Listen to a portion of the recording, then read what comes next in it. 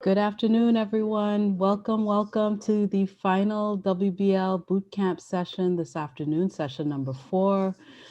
We are really excited to actually cover the content in today's session, which is building WBL capacity. We know that it is one of those topics that consistently comes up as a challenge area for you guys. So we're really glad that we're going to have some supports to share today. As usual, we start at about 2:30ish, and we want you guys to just continue to share in the chat, type up as much as you want to. And moving to the next slide, we do want to continue to draw your attention to the Institute calendar. So the boot camp was just 4 sessions within the Institute, which is going to continue to offer sessions through the month of May and June.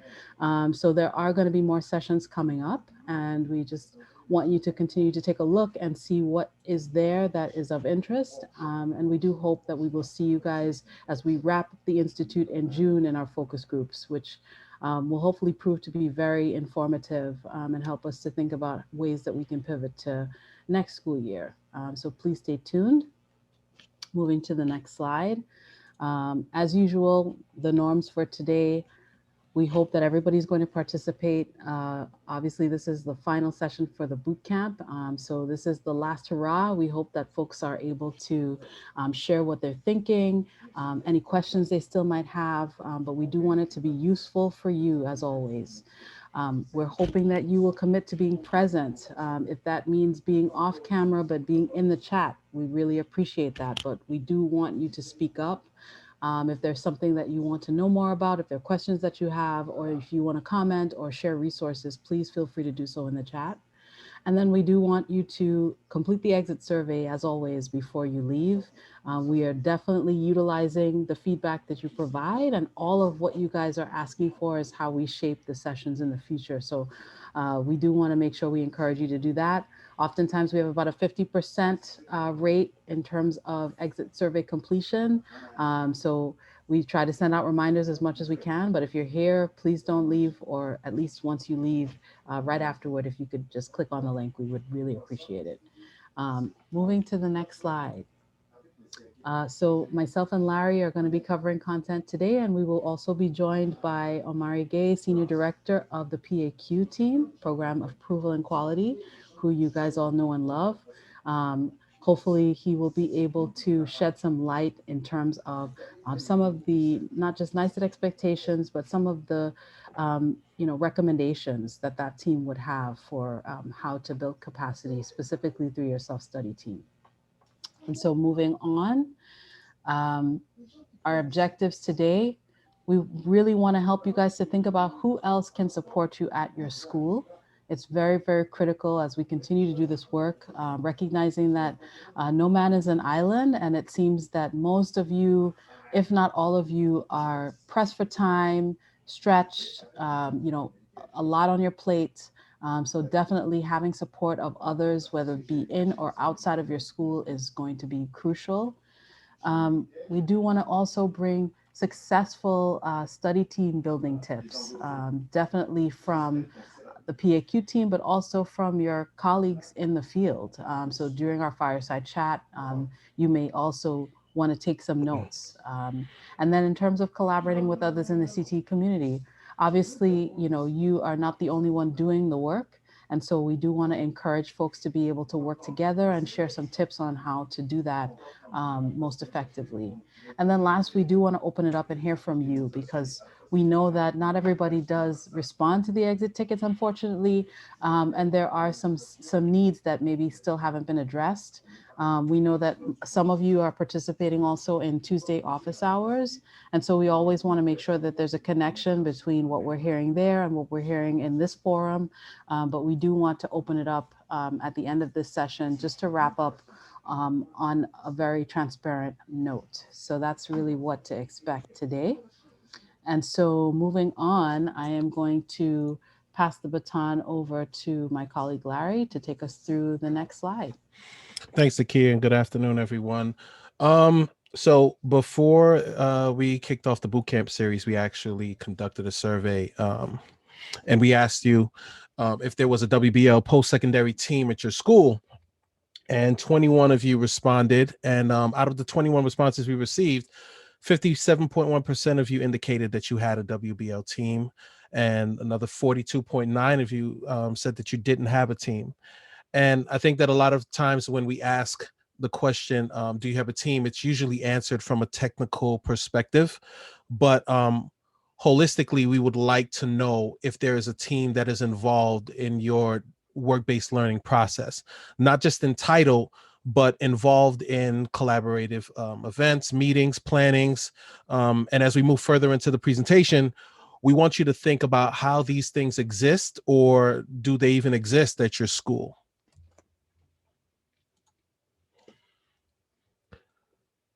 Self-study, these are the self-study team members, I'm sorry. These are the essential architects that will participate in the crafting of what your WBL scope and sequence looks like. They're the ones that are going to help you to build capacity at your school. And whether it's the development of resources, activities, or ultimately just deciding what the oversight, collaboration, and coordination process looks like, these are the key members that you're going to want to have involved. And I just want to make sure I leave space here before I move to the next slide to ask Omari if he has anything that he'd want to add on the self-study team members.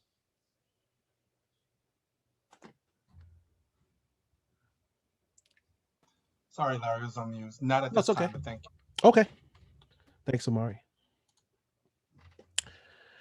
And slide 8, we're going to be sharing a couple slides with you, a couple of our results with you, but we also asked, how many staff do you have on your WBL team? And once again, while it is a technical question, I'm kind of hoping that we can have a conversation on how we can think about it in a holistic way.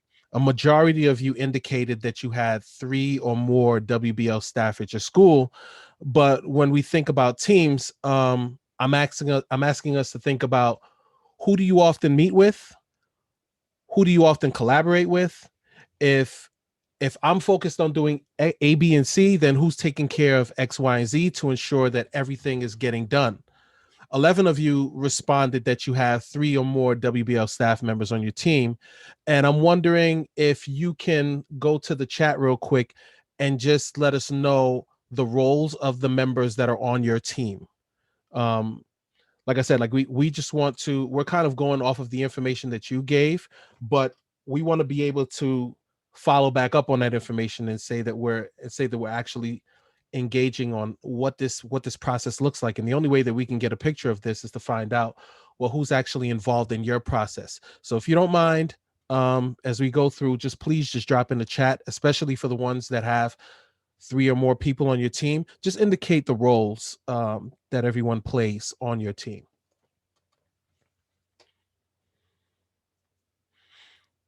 A good number of you also indicated that, there was only one WBL staff person on your team.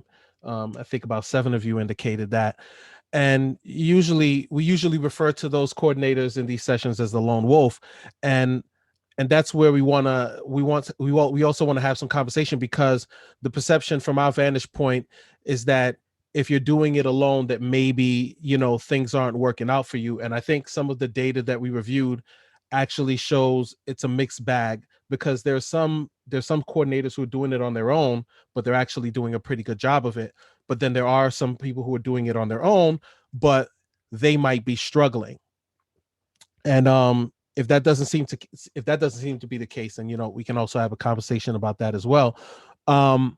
Thinking back to what Carol Sun shared with us last week, some of you might be leveraging partners to help you with the work, and that's great. So even if you're operating from a space of where you're that lone wolf, at least you know that there are other partners that you can count on if you don't have any support at the schools.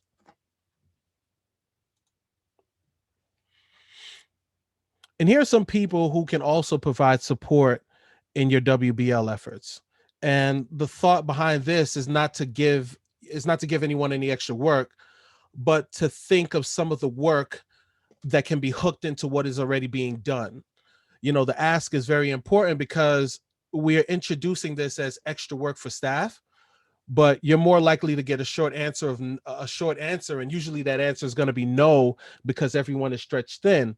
So if you look at the list, we have an ENL teacher, a math teacher, guidance counselor, college and career counselor, community coordinator, CT teacher, and industry liaison.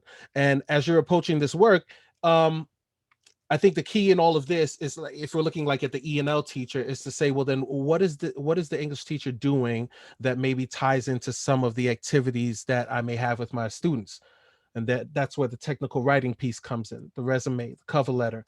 Or math teacher, budgeting with CMF curriculum, guidance counselor, connecting with 21st century skills assessment, and so on and so on. So it's not necessarily saying, you know what, we want to include all of these people here because we want to put work on their plates, but some of these things might already exist in what they do. It's just a matter of how you're selling that, and this is just a short way in how you can leverage some of those partnerships between the people that are in your school right now. Sorry. We also have some steps associated with building effective partnerships, specifically centered ELLs and students with IEPs. And additionally, I encourage you throughout the presentation to drop your own strategies and ideas in the chat. And we'll have an opportunity to discuss that later on in our open discussion. But just a couple of things that you can do. You can also create a leadership team advisory committee, which consists of like diverse stakeholders, including the ENL teachers, the IEP teachers, parent coordinators, admins, school counselors, key partners, students, and family members. You can also develop a community map of community-based organizations within the area of your school community to meet the needs of your students and your families. Many times students and their families already have connections with CBOs, and this is a great opportunity for schools to build relationships, get access to free and reduced services. Typically, these organizations have funding for programming or services that can be available for your students and families, as well as connections with other organizations, businesses that support your WBL activities for your students. And of course, you want to consider community mapping for business or industry partners in your area, but this availability may vary by school or district. Once you have your developed partners, we highly recommend organizing quarterly meetings with your advisory board and key partners to continuously access the needs of your school community, students, and their families. 81% of you indicated that you needed additional partner support with your WBL programming. And we're hoping that during the discussion portion of this presentation, that you'll unmute yourself to talk about these supports. Most of you indicated that you need the most support with documenting WBL, but what are the specific needs and who can help you to meet those needs? The additional support piece will only happen through collaborative efforts. And Taki is going to share some steps on collaborating in our next slide. Thanks, Larry. So, as you can see here, we have a list of things that may be helpful as you start to look at the CTE community as a potential to find folks that can support you with what you're doing at your school. And some of this wisdom was shared by Patricia Bresney, who presented last week with Tiffany Santiago. They had a really nice partnership happening, and we didn't get a chance to delve deeply into how they kind of formulated that partnership, but they work well together. And so just using that as an example, we decided that we would try to glean some wisdom from, what they have going on to see how else you guys can tap into that same kind of example. So number one is, put pride to the side. None of us has all the answers, and we can all use some help. I think it's important to understand that many folks are feeling overwhelmed. Many people have maybe tapped out, or they maybe feel like they've tapped out the supports in their school. And so now you're thinking about, okay, who else can I turn to? What else can I actually get from the CTE community? And so, starting off by just saying, you know what, I need some assistance is the first step. The next thing is think about what are the schools exist in your school's pathway, because you want the connection to be there so that the events that you might be partnering on make sense in terms of your scope and sequence. So obviously thinking about the cluster of schools that is doing the same thing as you or can relate very closely to what your students are learning will definitely be helpful, as you have an excuse as to why to reach out, and also to get folks kind of engaged in some thought partnership. Third is, find out whether those schools have similar populations. I mean, there are some schools who are in the community who are huge, that have thousands of students. Some of your schools are small. Some schools have a huge L population. Some of your schools have high IEP populations. Some of your schools have a huge Latino population. Others have, a demographic breakdown that looks different. So I think it's important too to just think about it not so much as apples and oranges, but also making sure that there are parallels where working together with this person actually does make sense, and it's going to be a light lift.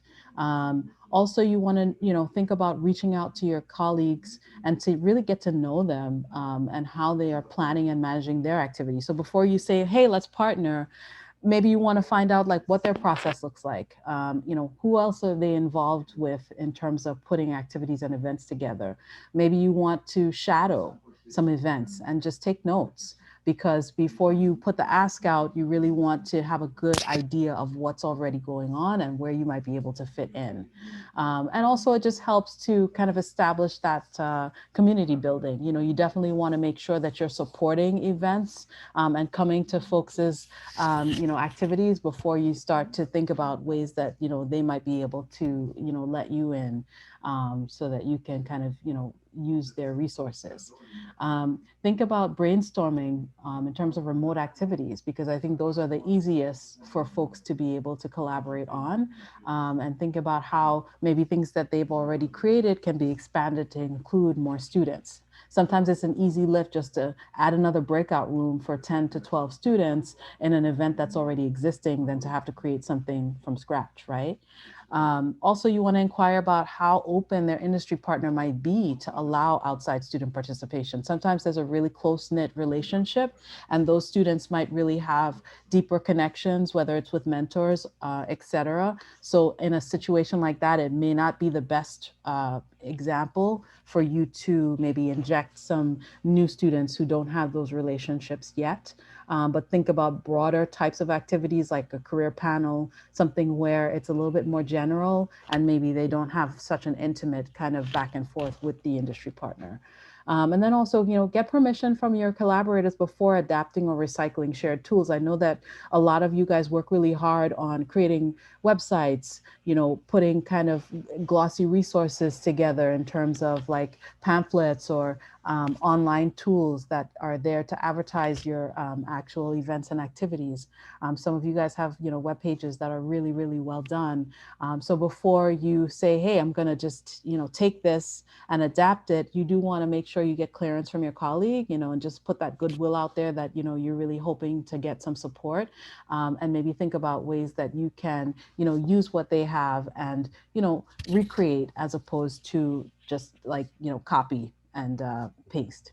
And then finally, reaching out to us. If you feel like, you've exhausted any potential opportunities out there in the community, or you don't know where to begin, or you're just not sure in terms of making, an introduction with someone, I think it would be great to, reach out to us or other sub teams to, get that ball rolling if you're feeling nervous about it. So those are just some tips. And again, we want to thank our WBL coordinators who were able to make a contribution to this list.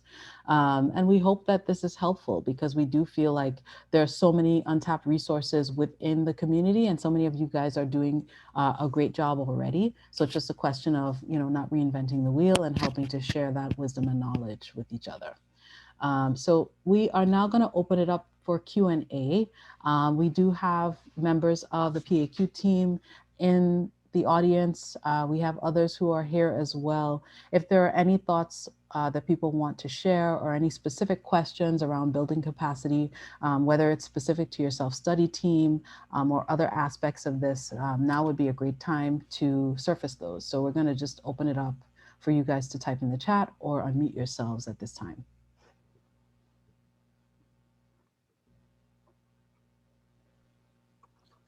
So I would mention one thing. I get the parents association involved in our projects and things, because one of the best ways for for them to help. Sometimes they raise money. One of the things they're doing for COVID is raising money to give scholarships to students this year. That was one thing. Students got accepted to some places, didn't get a very good package, and the parents decided that they were going to try to put some funds together to help. One thing is to reach out. The other is that you have school-based organizations that you might not be aware of. We have a college office and a career office. When they have new things coming up, sometimes, and we're a health career school, so they find out about health careers that maybe we didn't know through CTE or other programs. They'll tell me about it. I'll post it in my chat and so forth, and students will get involved. They'll when it comes time for colleges and processes, they sit in on my meetings. They're also on our self-study team. Getting your CBOs into your self-study team is a really important way, because then they can send the information out to the parents. They can also help you because they have other investors and sponsors that might come in because of them to help you out too. That's how we got a hold of Futures and Options, which is another avenue where students are getting paid internships outside of CTE. And the other thing I mentioned is, use the Career and Technical Office and the Office of Post-Secondary Readiness. You guys put out a tremendous amount of stuff, and as Omari said previously in other meetings I heard, a lot of people don't take advantage of it. I try to look at all the emails, even though there are thousands, but this year I got my students like seriously 80 spots in whether it's a summer program or a program that was running, just by opening up my email and finding out, hey, there's this program that's going to take place. And then what I do is I send it to my friends who I know, and I say, hey, did you see this email? And they're like, oh no, I didn't. And again, then they start reaching out. One of the things is we have to share. A lot of people find something for themselves and they hide it and they keep it for themselves. Well, that's not the best way. I know everybody's worried about their own program, but sometimes if you share something, later on you get payback. Somebody else then helps you out when you don't see something, and then they pass it along. So these are things that I've done in the past that have helped me. Some of the reasons why I'm here today, try to share some of the information. I've had a lot of luck. I've had a lot of people that have reached out and helped me. So I like to do the same and give a little payback. We love that, Bruce. Thank you so much for saying that. Yes, sharing is caring. And oftentimes, these events go off and they're not actually to full capacity. Oftentimes the space is there for, like you said, 80 students or 50 students. Maybe you get that many, maybe you get, 25 or 30. In all of the events I've had the pleasure of sitting in on, every single student who was invited to attend did not attend. So there's usually still room to have some additional students attend.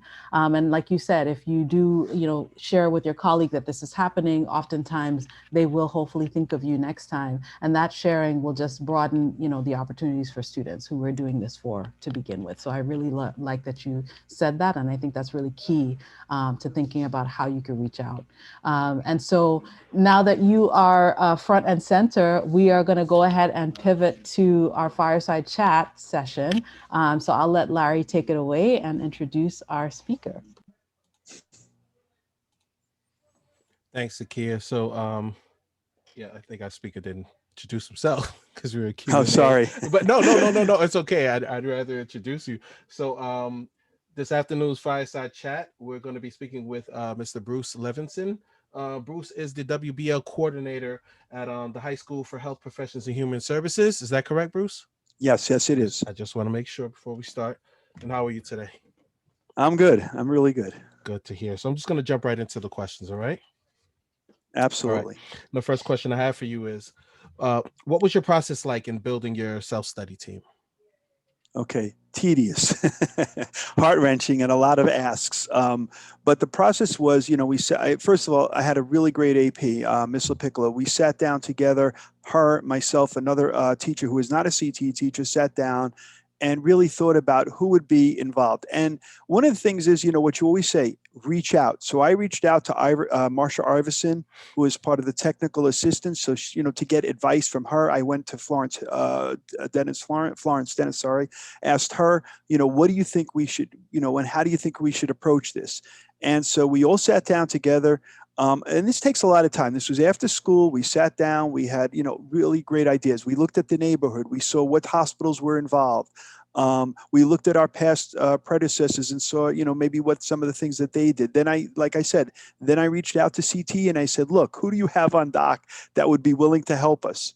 And so honestly, Marsha and Florence made phone calls for us. And you got to use the people you know. It's all about networking. So they set us up with a meeting with BMCC. We went to a meeting. And look, I'm not going to lie. Stuff doesn't happen overnight.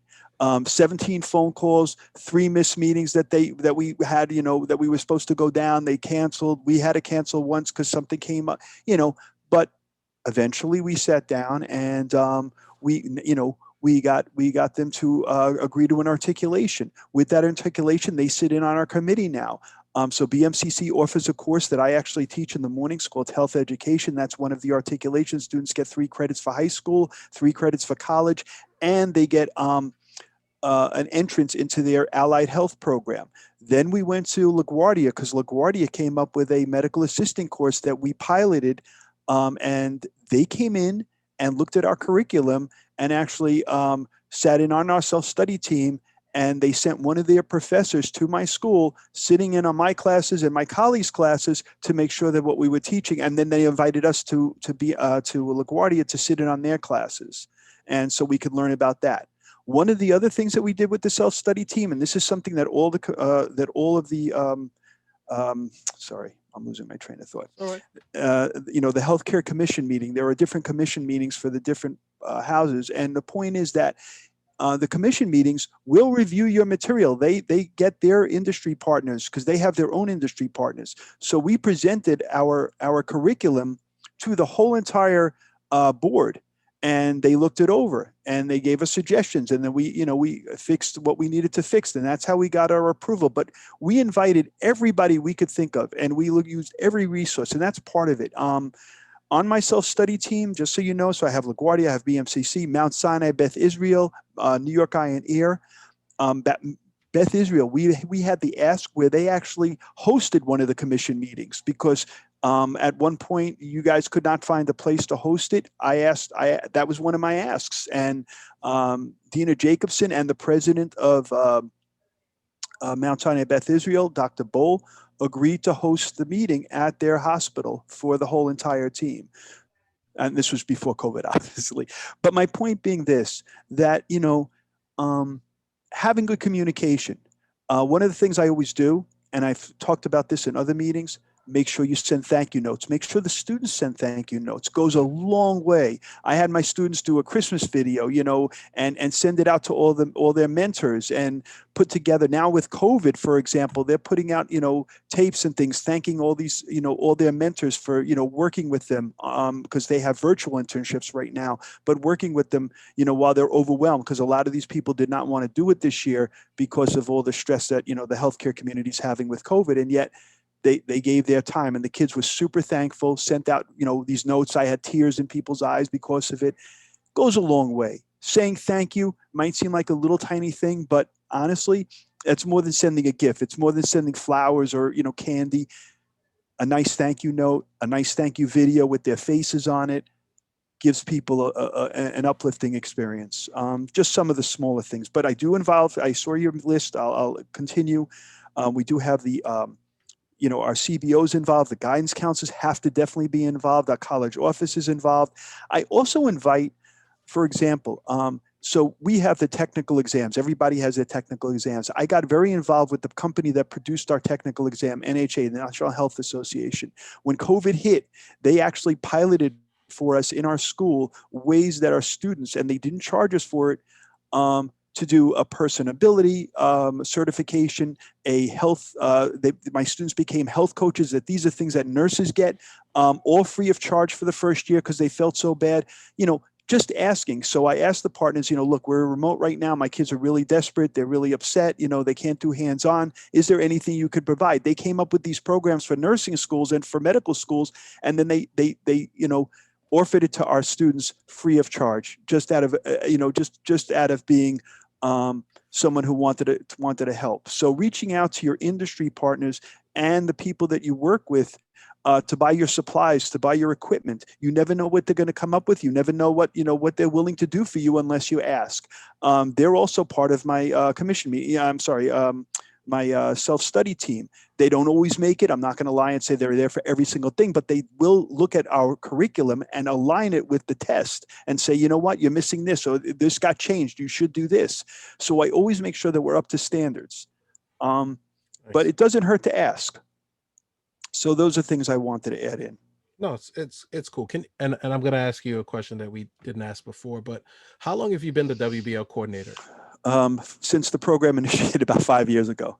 I've always been in CTE. I had many other programs like throughout the, even before it was called vocational, but I've always been a work-based learning coordinator and I'm sorry, 5 years in work-based learning coordinator, but I've always been an instructor in CTE.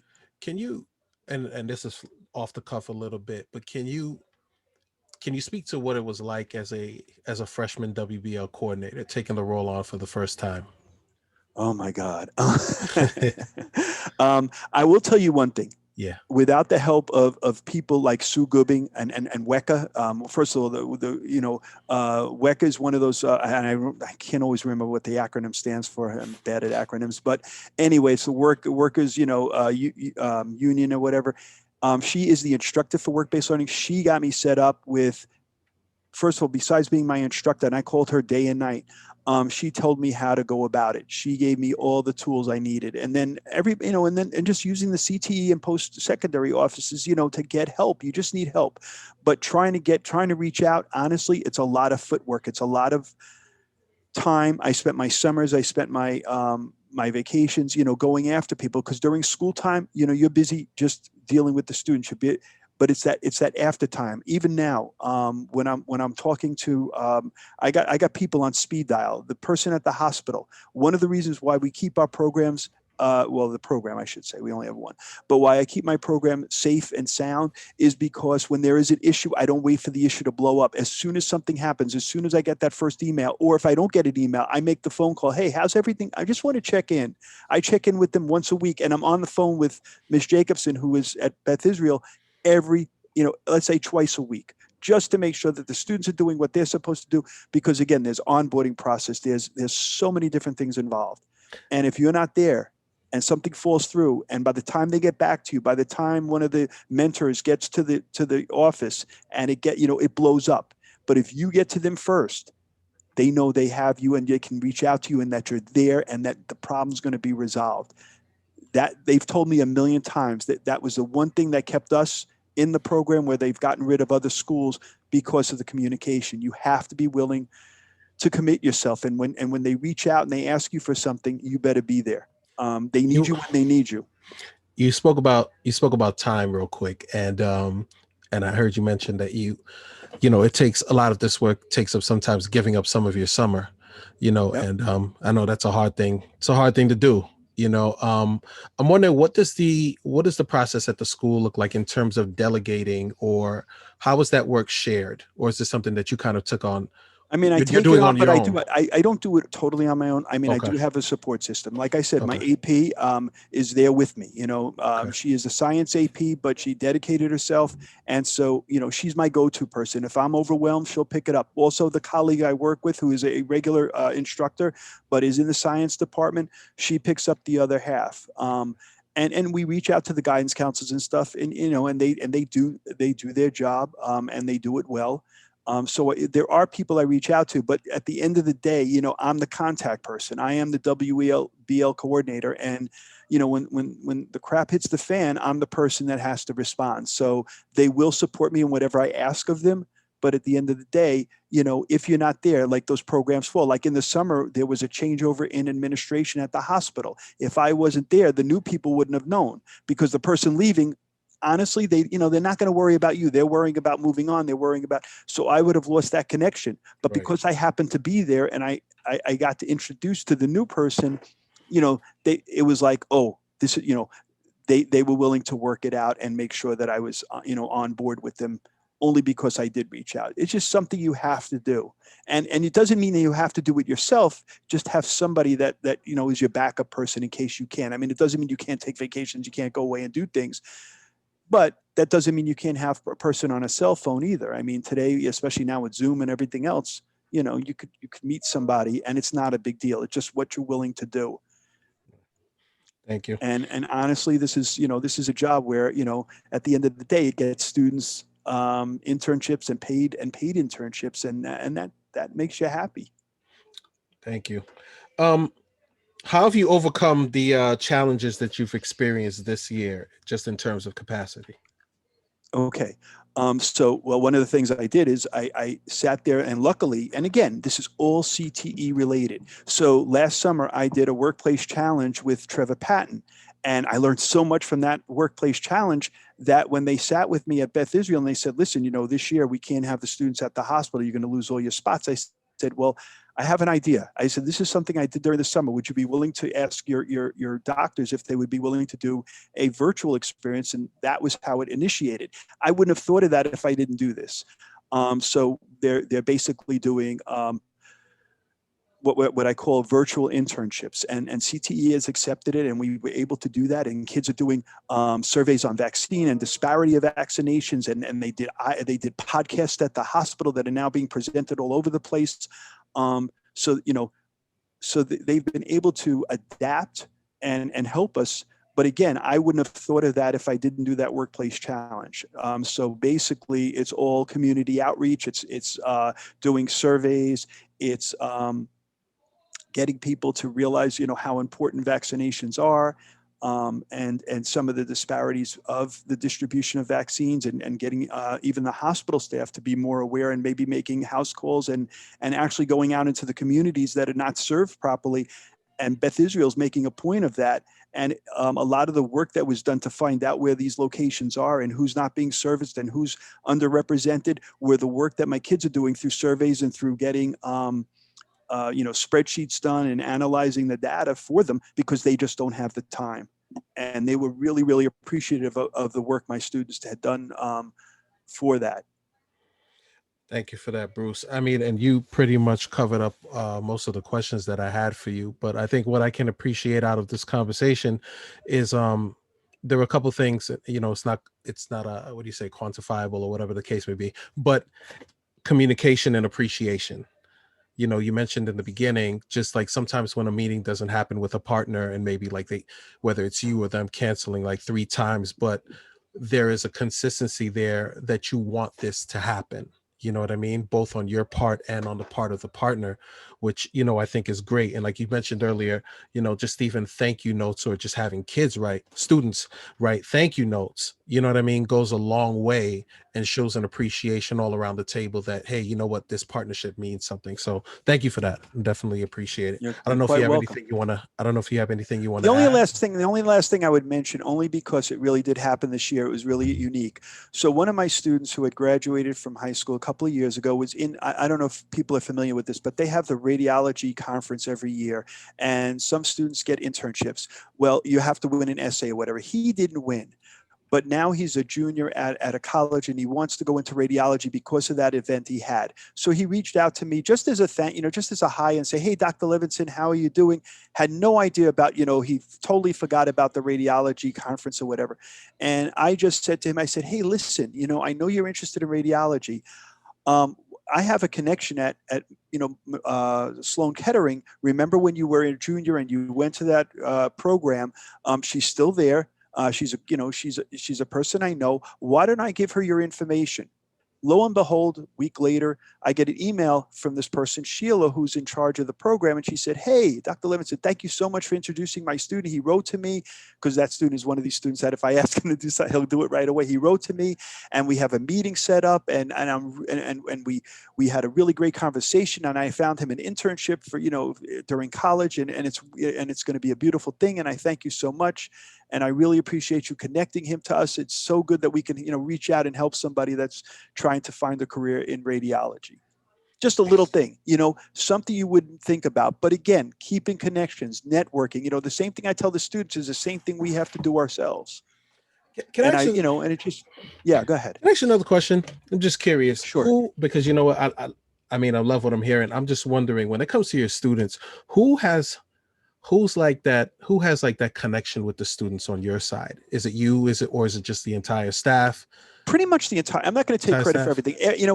Different kids gravitate to different people. Good. But Okay. every one of us on the team, if they're on our team, they are 100% student.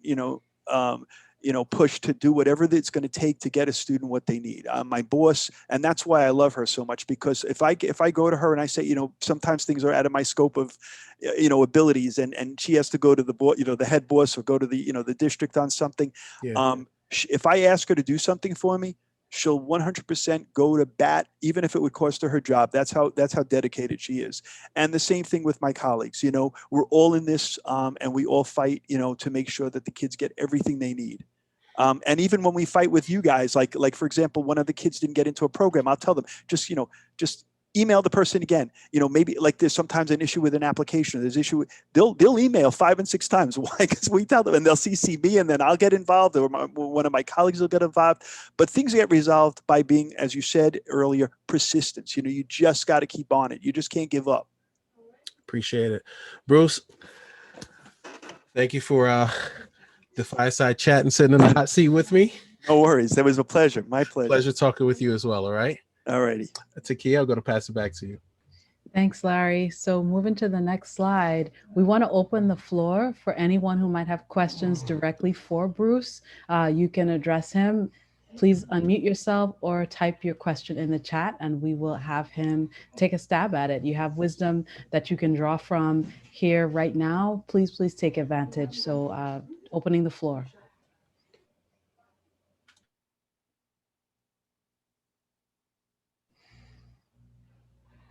Anybody want to pick Bruce's brain on something that he has done, or a challenge that you're facing that he might be able to give you some guidance on? He's already built a successful self-study team. He's doing really well in terms of internships. So hopefully some of you guys have some questions. Takia, can I add my 2 cents? Please do. I am also, I agree with Bruce. I am also a big fan of Futures and Options, and working with them, they are so incredibly helpful finding partners, finding internship sites, especially remote, and building up relationships with outsiders like that also leads to more.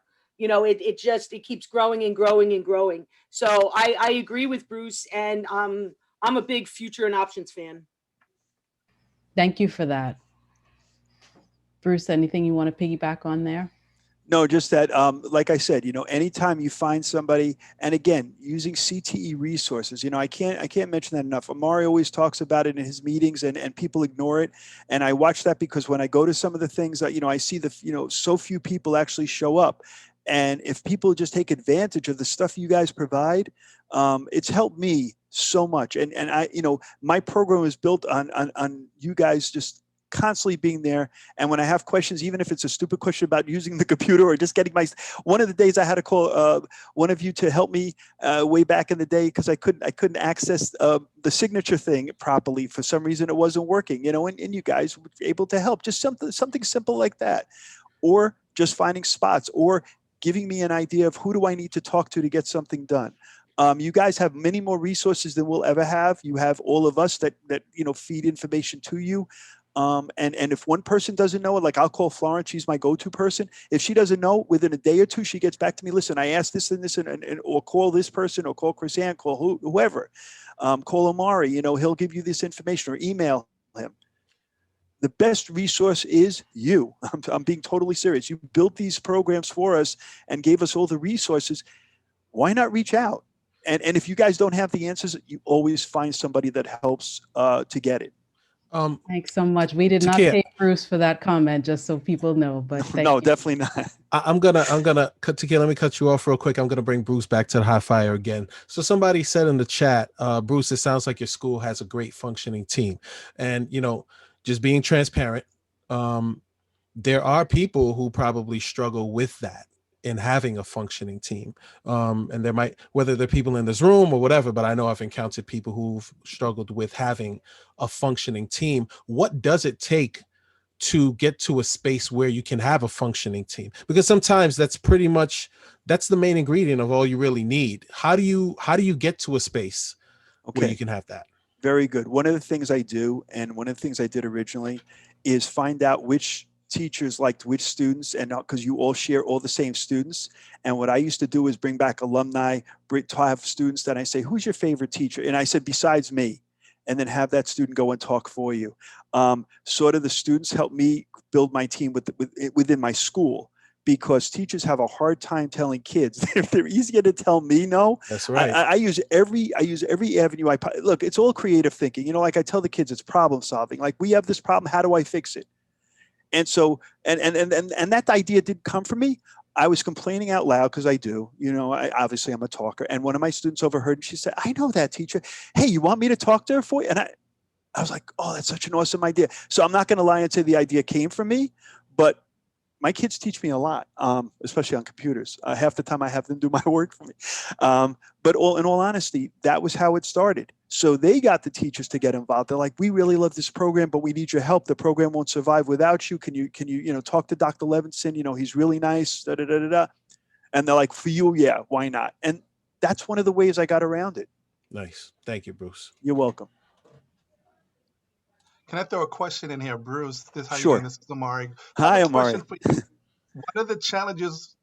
I would say the major, the number one challenge, both academic schools with CTE programs, as well as CTE dedicated high schools, is a connection with leadership around the work of work-based learning.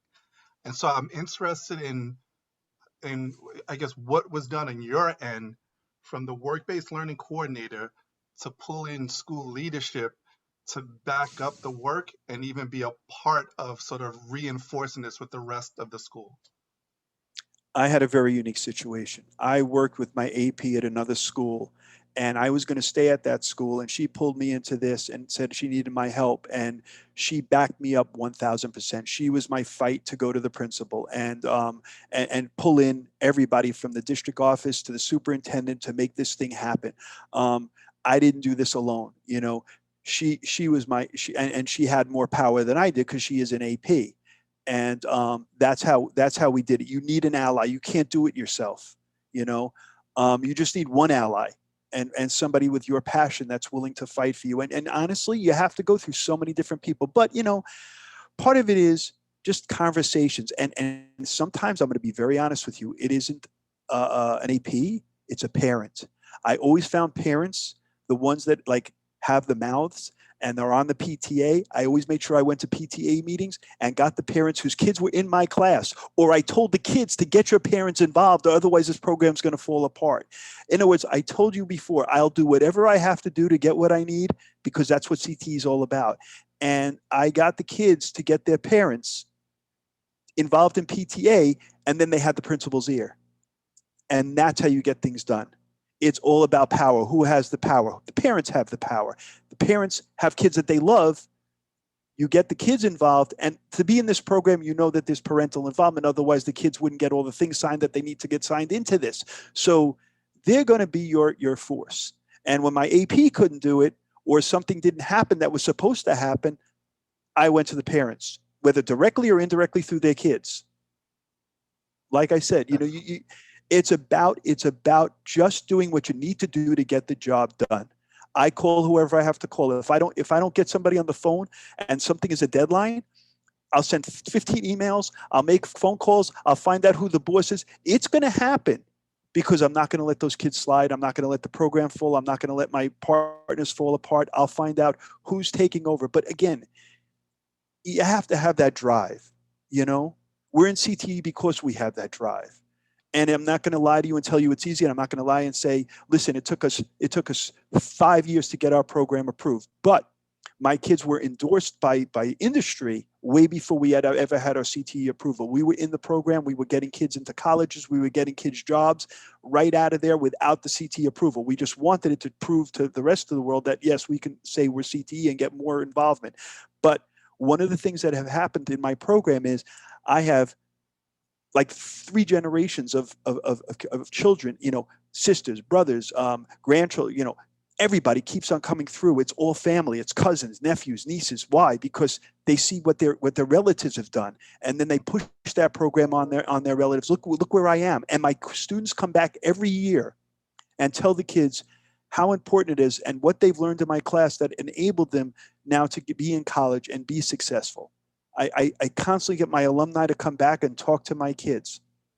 It's the biggest thing, because hearing it from me, I'm old. They don't, it's not the same as somebody that's 22 and 23 who has been really successful, and not just the successful ones. I've had kids that didn't go through this whole program at all, that found something else in their life that they liked even more, but that this helped them get to that place. Because remember, we always talk about this. A career path isn't one necessarily way, and the people that are successful don't always have to be in the career they chose when they were in your class.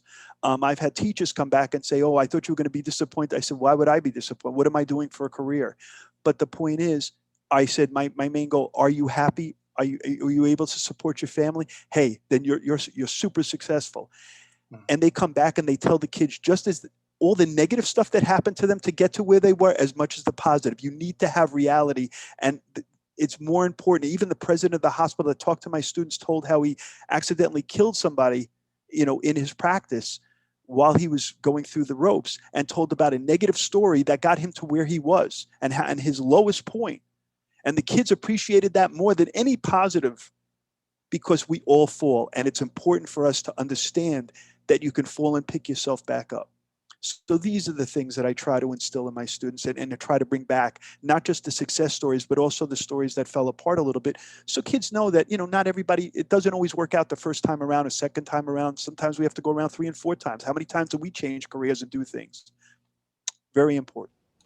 Thank you, Bruce, Bruce. thank you for that, Bruce. Someone is asking in the chat, would you be willing to leave your information for a possible conversation? Absolutely. I'll put my email. That's Thank not you a problem. so much. While you're No doing that, I worries. have one more question, Bruce. We don't want to let you go. This is so riveting. Wondering about just the paperwork side, putting your information into CTS, or at least making sure you're tracking people. Wondering how you're able to do that, and whether you're delegating, and who's supporting you there with the number of students you have. Okay, honestly, I don't trust. It's a trust thing, It's like if something goes wrong, it's still going to fall on me. I'm old fashioned, so I do it myself, because every time I've asked somebody to do something, it never works out right. You always have to double check it, and then it messes up, and then at the end of the day, it's double the work for me. So I do the inputting, and I reach out to people from your office to help me with it. That's the way I've always done it, mainly because anytime I've ever asked somebody to help me. And kids, you can't ask, because that's personal. I will not ask students, but other teachers and stuff, it's always, well, I'll get to it. Well, and deadlines happen. And, I can't wait for them to. So what happens is, if I wait and they'll say they'll do it, and then it gets to be like last day. Like, for example, no, I'm not complaining, but I got an email on Monday that all the things, they sent me the list of like 30 some odd students that had to be inputted with my signature on it. They sent it Monday. The deadline's Wednesday. All right. If I ask another teacher to do it, they'll say, yeah, I'll get to it. When are they going to get to it? Wednesday night. By that time, I'm screwed. So I put it in Monday. Then I saw kids that didn't have certain things. I emailed each of the kids. I emailed the teachers to talk to their kids, to tell them what they needed to get this done, so that they, and even today I'm still emailing kids, even though I emailed them on Monday and Tuesday, because today is the last day. And right before the meeting, I was on my computer saying, hey, you're still missing your signature. You're still missing your photo. You're still missing your parents. I could ask other people to do it, but then how do you know it gets done? And unfortunately, I'm one of these people that, if you want something done right, you do it yourself. Yes, I can ask. I mean, I do trust certain people for certain things, but when it comes to stuff that there's a deadline, unless they're invested and they know the process, and I'm the work-based learning coordinator, that's my job, so it has to be me.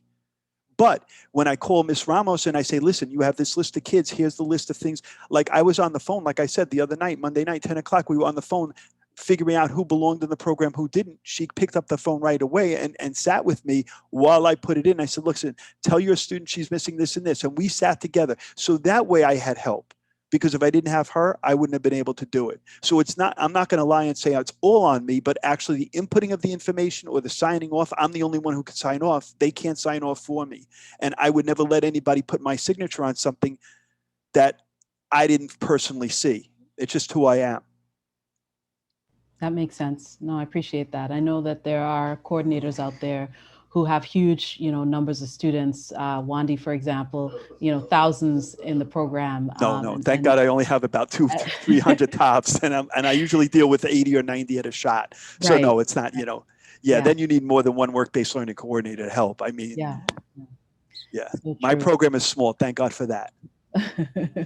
Well, we will definitely continue to talk to you as time goes on, because we know you have so much to share. For those of you who want to reach out, Bruce has left his information in the chat. We have one more question from Kendall. Hey, Bruce, how many periods? 6. Okay. Because I teach a BMCC class before I start my day, and then I teach my regular, I teach 11th and 12th graders.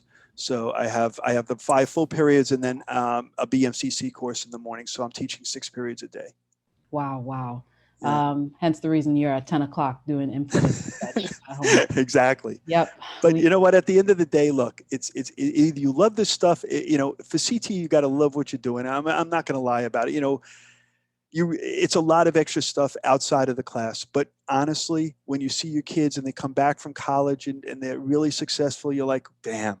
It made my day. I mean, salaries are helpful, but that's what makes my day. When they come back and they tell me I got this acceptance letter and I'm getting a scholarship. I mean, a girl who had an IEP, never thought she was going to go anywhere, got a full scholarship, full ride, not to a major, into Monroe College. Oh, that was another articulation. So we went to Monroe one day. Now they have a nursing program where everybody in their nursing program is successful. All this girl had to do was take a placement test. We worked on it. She passed the placement test, won a full scholarship to Monroe, full ride. The girl was ecstatic, So when you ask me what makes me happy, that was a nice present.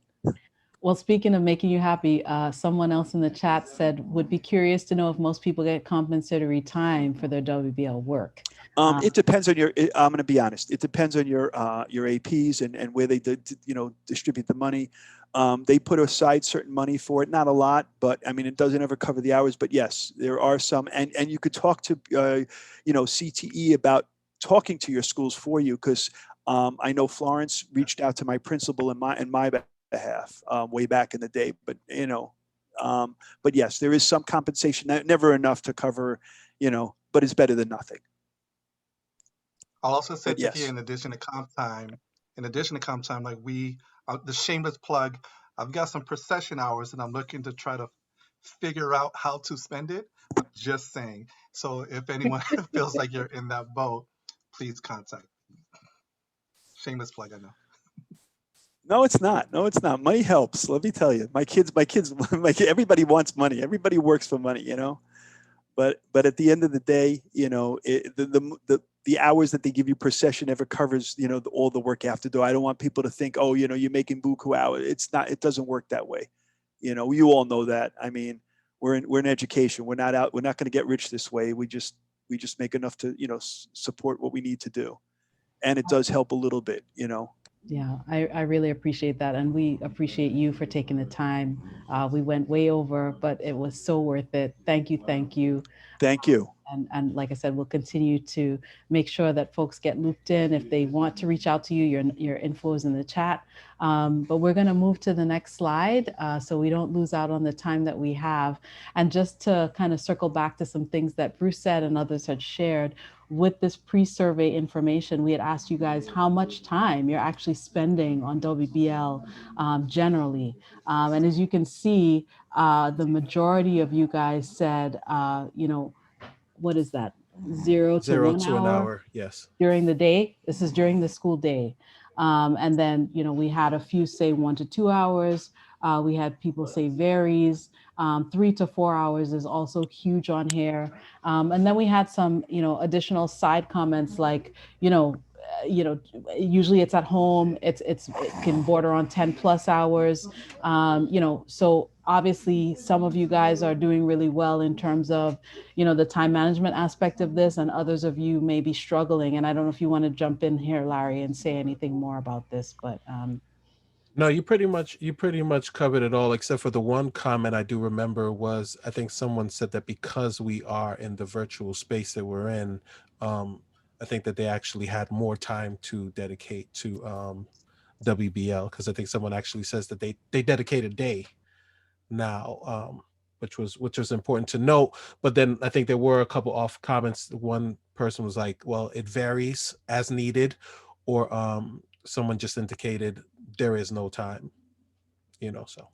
yeah, and that's rough. Even with the procession or the extra that you might be able to do, ultimately for this to count, it has to be happening outside of the CTE seat time for students. So that means that you then have to make time, outside of your classes, et cetera, to be able to get this stuff done. So, just wanted to note that that's what we heard from you.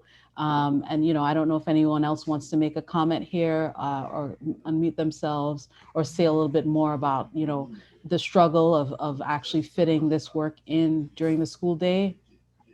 We definitely are here to listen. Hi, it's Rafael de la Cruz here, and I guess my struggle is I'm zoomed out. There's meetings everywhere. My students are zoomed out, and that's the hardest thing. Like, we've been offered per session. Once again, I believe, like Larry said, not much at all. But it's it's getting to that point that it's like too much screen time. Before it was the kids with the too much screen time, but now it's myself, I would say, and that's making it tougher. Yeah, thank you so much, Rafael, for sharing that. I mean, I think that's real. So many of us are approaching burnout, and the screen time is not helping. Does anybody have any creative solutions or things that may have been helpful for them in terms of juggling this work and the Zoom aspect of it as well? Any thoughts from some of you guys who maybe are doing this work and not feeling that you're at that point just yet? Oh, I'm there. I agree with him 100%. I shut my computer down in the middle of the day as soon as my classes end. Like sometimes that's why I don't attend some meetings, because honestly, you're in class all day. You have meetings on top of meetings. Then you're on the computer all night grading and doing your WBL work. I shut down for 2 hours every day where I just get out of my house. I don't care. I don't take my phone with me. I don't take anything. I just get out, go for a walk, because otherwise I'm gonna burn. I'm just gonna burn up. And I tell my kids, don't contact me between 4 and 6 any day of the week. I am out. I am, and sometimes the people get mad, like, oh, but I wanted to contact. I'm like, that's my time. I need to unwind. You definitely need to unwind your time. Like I tell my students, and I mean this for every one of us, you need that me time. Like if I don't take care of me, I'm going to fall apart. And I take those 2 hours, and sometimes I just sit in the park and walk around and just like get some air. It's really, really, really, really important. I think that's the best thing I've been able to do this year. Thanks for that, Bruce. Also, some thoughts are, if there are meetings where you can dial in and just have maybe a speakerphone situation and you don't have to be looking at the screen, that might help you to just not have that, having that eye contact. And, I know for a lot of us, eye strain is a real thing. So if there's ways that you can just be listening, and even if you have to pipe up, you can just do it on your phone. I know Teams has that ability. Other platforms where you don't have to actually be on camera. If you can be off camera but still participating and listening, that might be another option too. And I see folks in the chat.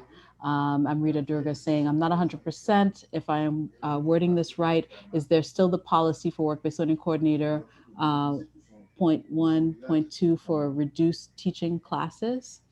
And I'm not sure exactly what you mean. Can you unmute and ask that question, Amrita?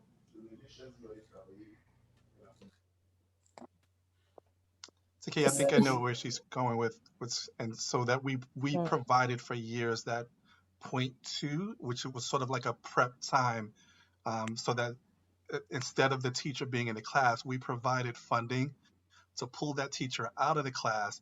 And that funding was for the school to be able to pay for another teacher to go in for them. And that was that the work-based learning coordinators or the CT teachers, usually the work-based learning coordinator, I'm sorry, that's their time to sort of come out of the classroom and just have that sort of prep time that we would sort of fund and pay for. And to that question, we we're looking at, so this year that wasn't really an option. We're looking at ways of reinstating that. The reason why it was pulled is that we realized that we were paying the point two, but in many of our schools leadership they were not giving you the time out of the classroom. So you were still teaching 6 classes, and the purpose of it was to pull you out of it. So that's something we are, without question, I think now more than before, in conversations about as to how do we make sure that this happens. Not that you're getting, not just that you get paid for, the school gets paid to make that happen, but that you are truly getting that time outside of the classroom for yourself. I And guess that's you have to put part through of an it. SBO, like a Right. time composition. That's the way to do it, Yeah. like the way they do with deans and everybody else. We'd have to make it, in other words, it has to be as important as the dean spot or anybody else that gets a time composition. That's the way it used to be done when I first started, where it was considered a time composition. Absolutely. Absolutely. And Taki, I'll add that so these are conversations. Many of you know that as we had our leadership meetings, we had 2 this year. We're looking to have a third one before this year ends. These are conversations without question that we are having with school leadership to make sure that it's on their radar.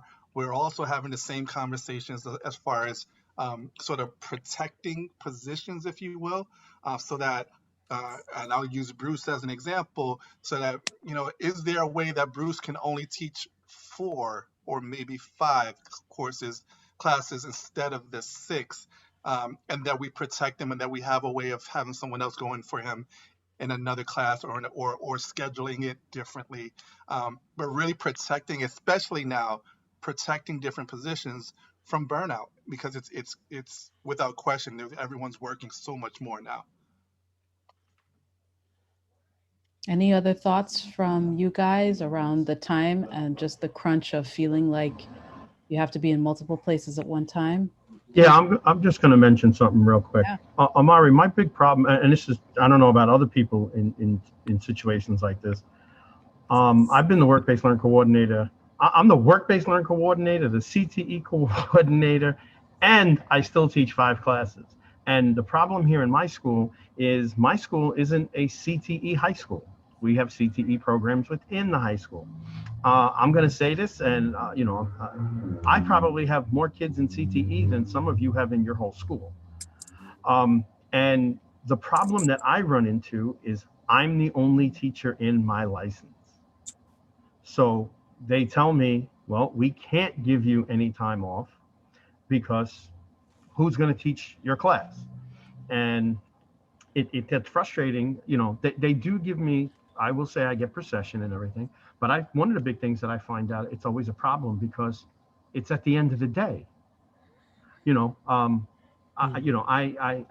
no kids, there's nobody in the building, nobody to talk to, other staff, this and that. So it's an email. I was having issues when we were in school and I was doing in-person, real in-person internships where kids were dropping their applications off. And I'm like, listen, I'm not free now, I'm teaching.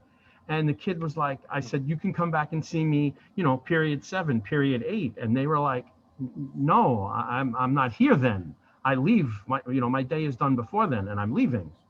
And they would just like hand me papers, and I would have dirty, filthy hands, and there I am trying to hold the application and not destroy it. So that was just one of the things that I know I have an issue with. Yeah. Gerard, Gerard, thank you so much for speaking up about that. Omari, please. Gerard, I would say I would go back to what Larry and Takia have spent today talking about, and that is building capacity for work-based learning in your school to alleviate you having to do absolutely everything. And you are a one-man wrecking crew, and so are many of you that are here, right? But if we could focus somehow on everything that Larry and Takia spoke about today, everything that Bruce has talked about, and really making a concerted effort to build that CTE team, getting that buy-in, a stronger buy-in from school leadership to sort of back you up in that, then maybe teaching the courses won't be as, I don't want to call it a burden. It's our livelihood, is what we do, right? But it won't be as intense as far as overwhelming you with your scheduling, Well, because you know that other things are being done elsewhere. well, I want you to know I've taken a lot of notes today on everything. So I really hope it helps. And a really quick fix, is there a way that you could create a Dropbox for yourself so that, kids can put applications and things in, and then you can go back when you have time and double check what's there, and so well, little that was things like that. that's I mean, and now with a lot of the changes, so a lot of it's more electronic. But Right. when I needed parent signatures and student signatures, matter of fact, one of the things I just recently ordered, because we have multiple programs here, I just ordered electronic signing pads because we're going a lot more digital. So the students and the teachers will be able to actually, electronically sign Nice. for whatever they're doing. Right. Right. Yeah, but if today you still feel that there's, a huge burden and you're not sure, which direction to turn in, please feel free to reach out to us. We are I'll scream Omari's name from here in Staten Island loud enough that he can hear it at Tweed. awesome. Awesome. That's going to work. Anybody else want to share?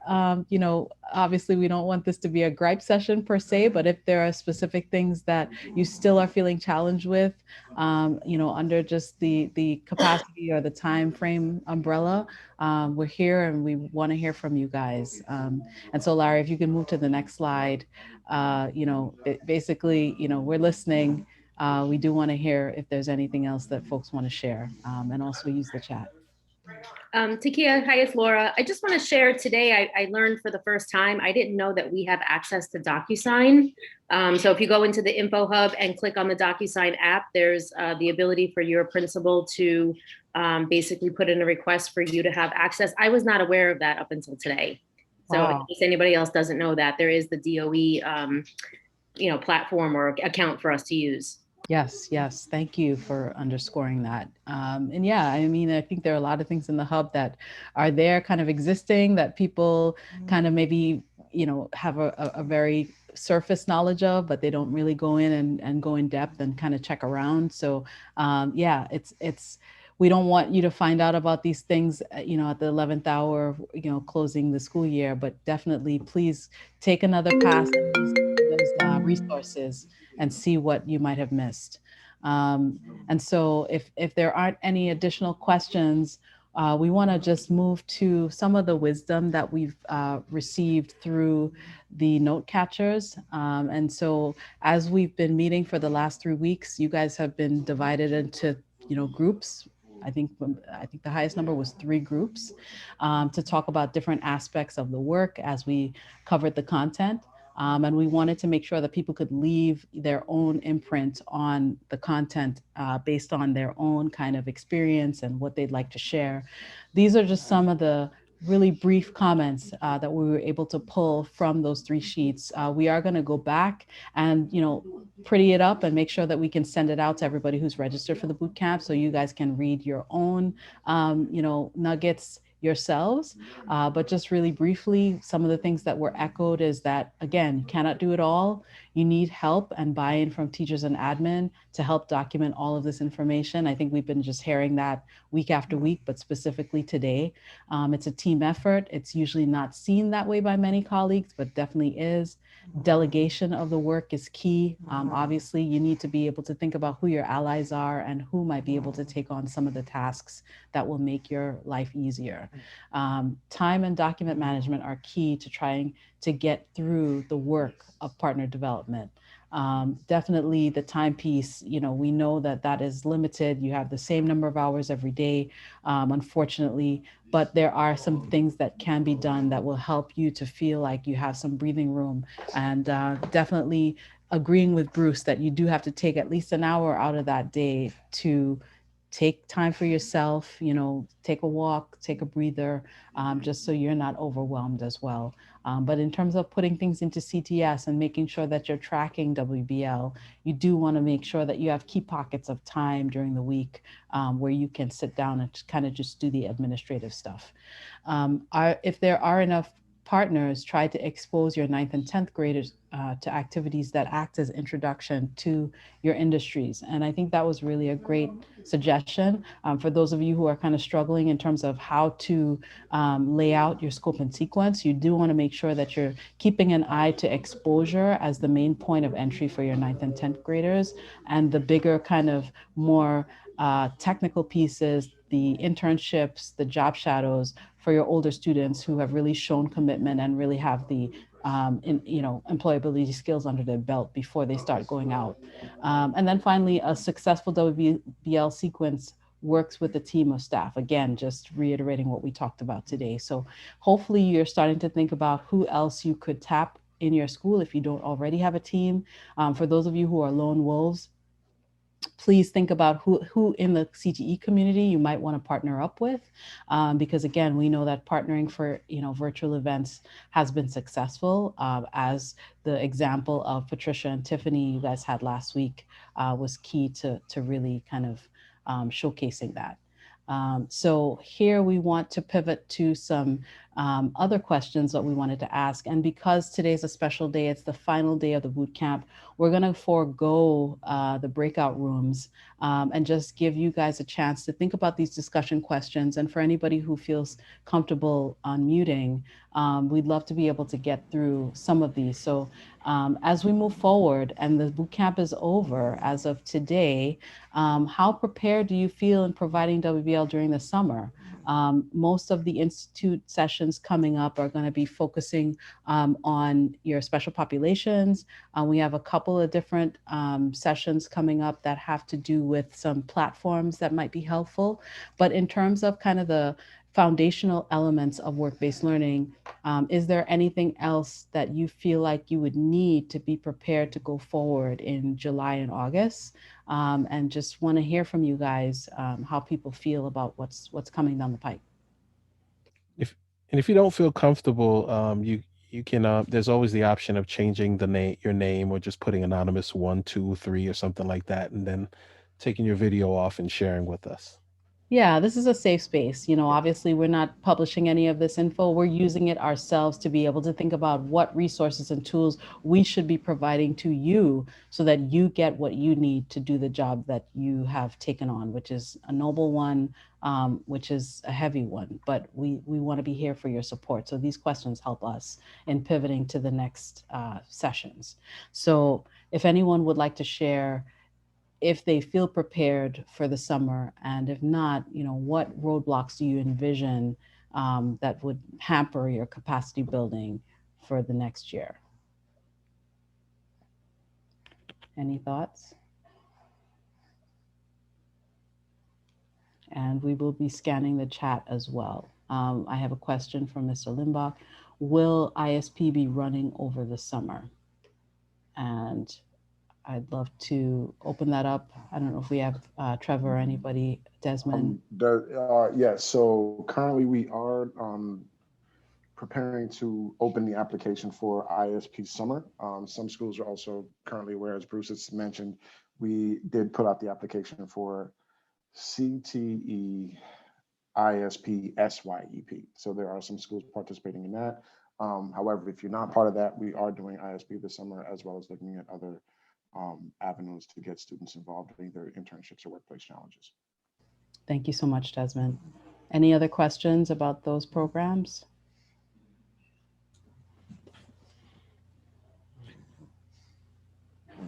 And if there aren't questions there, oh, Carolyn has a question. Will they be remote? Yes. So currently, I think the plan is for internships to remain remote. I do think that there was some language around on-site internships, but I don't want to commit to that as like en masse, right? I think there are some one-off on-site internships that can be developed, but for the most part, I would assume everything is going to remain remote until the fall. Thanks again, Desmond. Any other thoughts around just summer preparation? I know there are some deadlines coming up in May for you guys to make sure information is in CTS, and folks will be working on that. We have some more questions in the chat. Amrita Durga, if there is ISP SYP this summer, are we responsible for adding this into their experience on CTS? So again, if the students are participating in, for example, the ISP SYP, we at Central would be responsible for uploading that experience, well, creating the experience in CTS and uploading it. I think we're still trying to figure out exactly what that methodology is going to look like.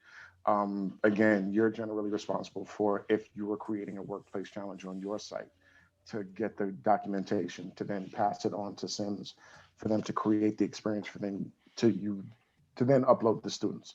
Because this is coming from Central, we would do that part of the experience. If anything, we need for you to make sure that your students have all their profiles completed in CTS in general, not just for internships and workplace challenges, but just because, again, moving forward, CTS is the central hub of so much student information, and it all is dependent on student profiles being updated. Thanks so much, Desmond. So that's a little bit of a respite for you guys, not having to do that piece yourselves, which is great. Yes, go ahead, Jason. So I'm currently having a difficulty with the system. Let's just say one of my students, they worked more hours, well, not more hours, they maxed out their hours, right? And that one person is preventing me from approving the hours, committing the hours for all the students. How can I get around that if possible? Okay, so all right, that's a very specific logistical question. What I would say you have to do in that particular space is, if the student has exceeded their hours, you would need to basically figure out what the excess is, right? So let's say the student was capped at 20 hours and they did 25. Technically, what you need to do is you need to remove those 5 hours, because again, the student was not eligible to do those hours. Unfortunately, the student may have pretty much volunteered that time, unless you can roll that into something else. But the way the system is designed, you can't, as you said, you cannot approve everybody if that one student is excess. So you need to, what I would suggest you do is take a screenshot of the total time, so that before you remove the excess, you know exactly what it was. And then if you can roll that into something else later for the student, you would do that. But I'm not really sure if you can pay out that excess time. Yeah, so that student is not on my end. That's on Central end. How is that possible? So that student is not a part of the SIF. Let me, if you don't mind, I could just look. Well, yeah. So what I'm going to do is I'm going to drop my email in the chat. If you could give me that student's name, and we'll just try to figure it out from there. Because thank you. That sounds very specific. No problem. Thank you for that. Another question is, well, thank you, Audrey, for putting the new deadline for the TCAC SYP application. Thank you for that. Amrita wanted to know, my school was not part of ISP this year since it's our first year approved. Would that mean that it is not available for the summer as well? I would need to, well, first off, I need to figure out which school Amrita works for, but also I can circle back with her offline off of that, because I don't think that would necessarily be the case. Okay, thank you for that. Carolyn's question, What are the total number of hours for this spring's ISP? Wow. Okay, so I believe that we had capped it at 90. I believe that's what it was. Please don't quote me on that yet. But I do also feel that if it was a SIF, I feel it. Didn't Shakira give some guidance to say that the SIF had been like expanded to 100 hours for students, if I'm not Yes, mistaken? SIF 100. Right. So yeah, I think the standard for us was I think 90 for paid out, workplace challenges, et cetera. But I could, again, if you email me offline, I can confirm it and come back to you. But I believe it's 90. I don't want to say anything definitive yet. Thanks, Desmond. And then finally, we have someone asking, Mr. Limbach, wasn't eligible for ISP this school year, but hoping my students will be eligible for the summer. Same thing. I think yes, between ISP and then, just the general thing, we will be opening the application soon. And whether or not by school, but probably just because they're CTE and, students central, we should be able to accommodate their application. Thank you so much. Any further questions? The number 3 question on here is, what supports do you need from central staff or from us? Obviously, like I said, as we wrap the WBL Bootcamp, there will be additional institute sessions, but they won't focus on, kind of the nuts and bolts of WBL. They're going to be broader and more around special populations, as you guys can take a look at the calendar. And I can drop the calendar link so you have that as well. But are there any specific asks that you would have of us or our team right now as you think about the next 2 months, finishing out the year, and really being prepared for the summer to begin?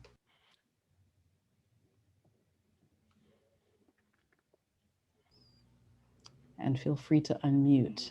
From Wandy, one of our CTE programs wasn't approved until January 2021, and that program is unable to participate in CTE ISP. When you say program, do you mean student, or do you mind unmuting, Wandy? Do I have that correct? Sure. Hi. So we have at our school, our software engineering program wasn't approved until January of this year. And because of the way that the Perkins money was laid out, because we won't receive Perkins funding for that program, because it was just, and this is what I've heard. So Omar, you can totally correct me, but because our Perkins won't arrive until September of 2021, that rules out our software engineering kids from participating in CTE ISP because they are not a Perkins funded program as of yet. So they can participate next school year, but because we were just recently approved, they can't participate for the summer. That's just one of our programs though. Can anyone from PAQ tackle that? Omari, Kendall? She's absolutely right. She's absolutely right. And this is for Perkins funding in general, but the ISP programs this summer are funded through Perkins funds, and so that's the reason for that.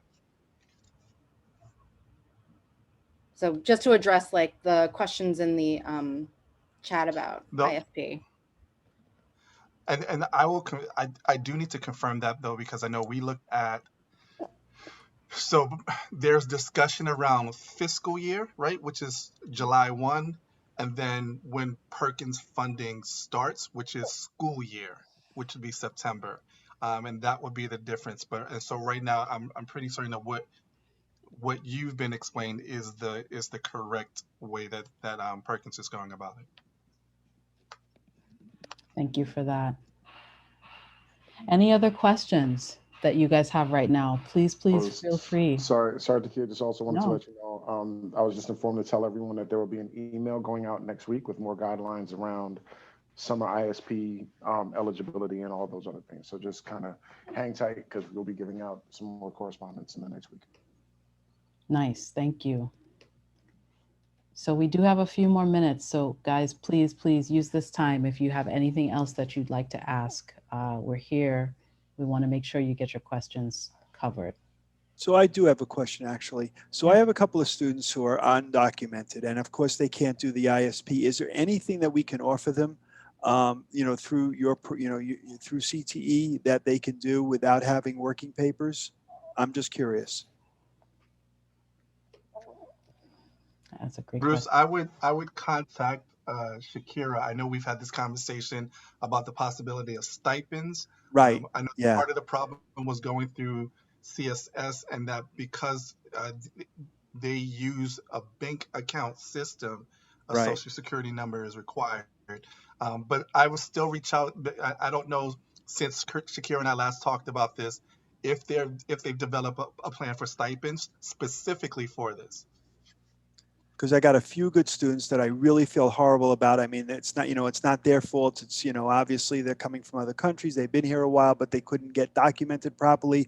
And, they really are smart and really trying hard. But every time they try to apply to something, it falls through the cracks, and I feel terrible. And I said I would try to reach out. So, I was going to do that privately, but as long as we were asking. But yes, I will reach out to Shakira. Thank you so much.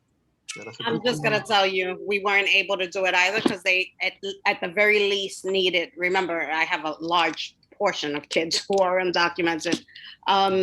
They needed at the very least a tax ID number. Okay. All right. And then in the chat, Thanks, someone else Dolores. mentioned about no SIF this summer, and that is correct. Shakira did mention that in last office hours. And she was on the record, the recording is there. So, if there will be SIF funds coming up in the fall, she did mention that you guys would get some email or notification between now and September, acknowledging that and letting you guys know what the next steps would be. So are there any other questions? I just want to make sure that everybody gets an opportunity. If you guys want to reach out individually to team members, hopefully you guys know how to get in touch with us. Oh, here's another question. If our students aren't eligible for ISP and there are no SIF funds, what can they participate in? Bless you. That'll But probably they be can part of the still, guidelines next it's week. not gonna hurt, but non-paying internships, mentoring opportunities, job shadowing opportunities, all of the different work-based learning opportunities that we would normally do. Obviously, if it's an internship, it'll be designed differently because it's a non-paid internship, but that is still an option. And Desmond, you wanted to chime in? No, Amari got it. Okay. That's it. Yeah, just want to make sure that people are understanding of the fact that work-based learning is so broad. It's not just internships. And we keep mentioning that these experiences are going to be life-changing for your students, depending on how well they're designed, whether they get paid or not, I think. Obviously, yes, most everybody wants to get a paycheck or some type of compensation, but really it's about moving the needle in terms of their employability skills development and getting them closer to the exposure of the pathway and really helping them to liaise with partners so that they know how to be in those spaces. And so once those boxes are checked, it's work-based learning, and, hopefully folks will be more comfortable with, designing things that are in those areas, checking off those boxes with or without the paycheck piece. Another question. Okay, ISP is run by 12-month employees, though I'm a 10-month employee and won't be available to run those experiences in the summer. Hoping to hear more about ISP in the coming weeks. Not really a question, but I do understand the issue is really the timing and not feeling like you're going to be able to be present to manage those experiences in that time. And so hopefully in building your team and getting that capacity to work for you, there will be others who will be able to pick up the baton in your absence. And I don't know if folks want to say anything more about that. Tiki, I'd like to just kind of add to this conversation. So, the summertime, yes, I guess historically we've always thought of it as that paid experience. So that's, I think, that's what we're accustomed to. And that's why summertime we do focus so heavily, because the students have more time to focus and do more hours and get, a deeper quality out of their internship. But my concern is, I guess, that's Ken, I think, right, Limbach? My concern is that if they're not going to be paid experiences, then they're not going to be monitored the same way as an internship would be. Because I know, like, when we've done summer internships, if I don't work over the summer, my internships are still managed centrally, right? there's still a coordinator, there's still payroll happening and so forth. So if we're going to be having these mentoring experiences or whatever else they may be,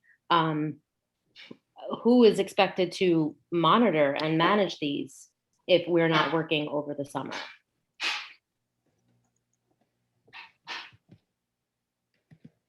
Yeah, that's going to be a mixture. Excuse me, a mixture of internal decisions at your school. I don't, and Desmond, definitely correct me if I'm wrong. I don't believe that we have scheduled or sort of prepared for folks to do the site visits and do some of the evaluations and follow-ups for any of our unpaid internships, um, to my knowledge. And so that might be an internal setup that you might have to do. Okay, so I mean, you know, and that's the concern, because I know there are so many teachers. I mean, I'll say it. Everybody, there's a lot of people have said it. We're burnt out. We're burnt out, and you know, as much as I have done so much work every summer for the past 12 years, I don't have any intentions of being actively involved this summer because I need the break. I absolutely need the break. It's too much. So, you know, and that, but unfortunately, this is going to be then at the expense of the students if there's no SIF funding. I know our students will have an opportunity because we're in the ISP, we participated with ISP, so I know that there will be some opportunities. I know that there's a large majority of our students who have participated in SYEP or signed up for it. So I know that opportunities exist for them. It's just, I guess it's a hard pill to swallow to think that we can't offer what we have historically done for so many years. So that's a little bit of a punch. So just wanted to say that. No, I appreciate that, Laura, and that's real. And you know, this year is not like any other year, so I think, you know, it's tough to be able to look back and say this is what's always happened. But this year that we've had has not always happened, and it's definitely one of those standout, unique years. And so the summer may end up being the same.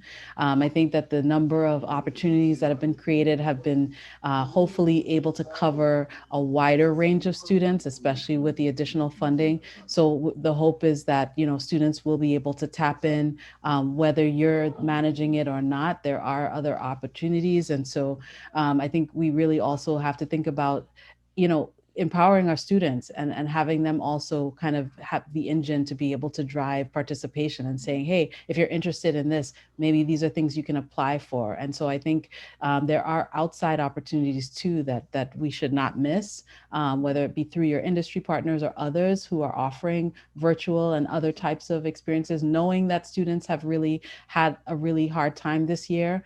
So I think it's also about doing the research and helping your students to you know, take that initiative and figure out like what things are they interested in and how can they support the process also.